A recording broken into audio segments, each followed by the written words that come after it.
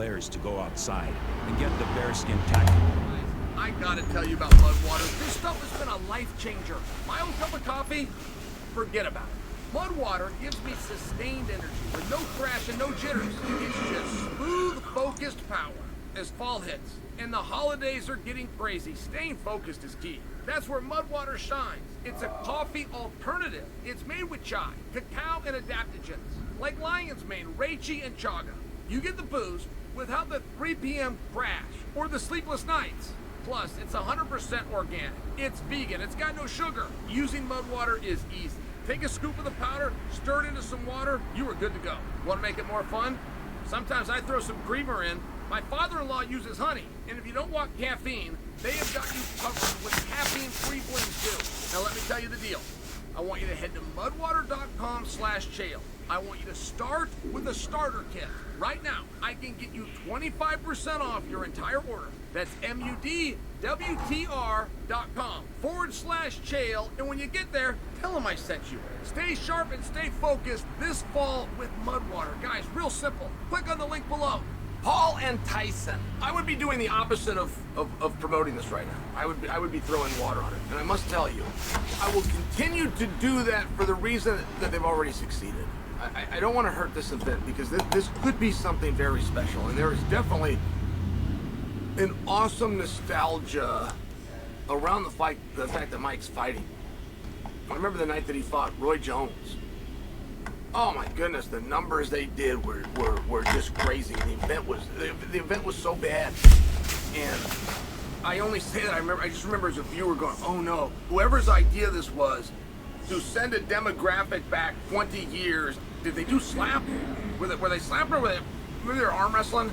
To do all the different things that they did were very bad ideas.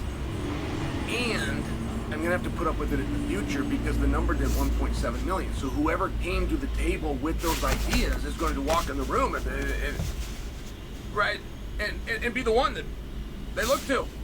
Great job. It's like, no. You overspent, you missed the mark, but you had Mike, which was huge. And I remember where I was when the announcement of Paul and Tyson came out. I was live. I was doing Patrick Bet-David. And Patrick stood down on the show and throws us up on the big screen. Hey, whoa, hey, breaking news. And Patrick is so diverse, by the way. He is such an interesting guy. I don't know what he loves more. I think they put him in the category like political talk. I think he likes fighting at any rate. It was a fun moment, and I do remember when they did it. And I remember coming to you guys on YouTube. I remember telling Patrick in the moment, hey, something's off here. I don't believe this.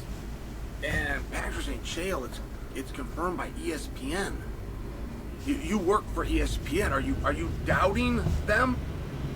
No, I'm not. But I remember this in the moment. I remember a feel, and then coming to you guys. Maybe I'm coupling those ideas, but there was something very peculiar about it. And TMZ dropped it. It ends up CNN drops it, but they all dropped the same thing. They all went on the wire and got the same press release. And the poster showed Mike, and it showed Jake Paul and Netflix, which was an equally big part of the story. And still is. What is Netflix intent here? Don't forget, Netflix signed the WWE. When did they do that? They did that in April? I think they signed the WWE and that got announced after this fight was announced. I could have those orders off. But you see where TKO comes in. And you see where it would be very interesting. What is Netflix intent here? Whether they succeeded it or not. What is their intent? It's a big part of the story. But this is also what's on the poster. You got Jake Paul, you got Mike Tyson, you got Netflix, you got a date, you got Dallas, which makes absolutely no kind of sense. You don't have the word fight. And you don't have the word box anywhere on the poster. And for a fight announcement to somehow get through the editing and art department and fail to say fight or box was peculiar. And I guess I had a little bit of a conspiracy theorist mindset to it because it didn't add up. Netflix had never done a fight. So I'm looking at that. That's either interesting or that's a clue that this off. Now I understand that it came around and it turned out that was accurate. But I was still maintaining, and people do not understand, box is a legal term. Fight is a legal term. And if you're going to sell tickets to something, knowing something that you advertise is not going to happen, somebody goes to jail. And people do get lost in that. Well, they're boxing. Okay, says who? Because that's a legal term. So how are you using that? Well, they got boxing gloves on. They're throwing hands at each other. Okay, great. That isn't boxing. I get where Dum Dum would think that's boxing, but not a smart guy. I think it's associated with Netflix. That they would understand that is a legal term and that would never get out. And somebody left fight and they left boxing off the poster. So I'm just sharing with you. Share with you my initial feeling is I couldn't figure it out. I was trying everything, but then looked like she had a stomach ache again the next day. And the day after. there's a little more to it. They're getting ready to do something. They're working together. There's an angle. There's an interest. We got the marketing. We have not been lied to, but we haven't been told anything. We don't have a weight class. We don't have rounds. We have nothing. We have no sanctioning body, WBO, IBF, IBA, all of these completely fake organizations, but they run the sport, right? So comes out that, no, they're getting ready to do something. And there was one question that everybody asked, and they would ask it of me when I would get asked about this. Why? And we could understand it from Jake Paul's standpoint. We could understand it and not even have to ask Jake Paul. He is an entertainer. He is a draw. He is a star. He is a celebrity. This is what he's doing. It is consistent with what he's doing.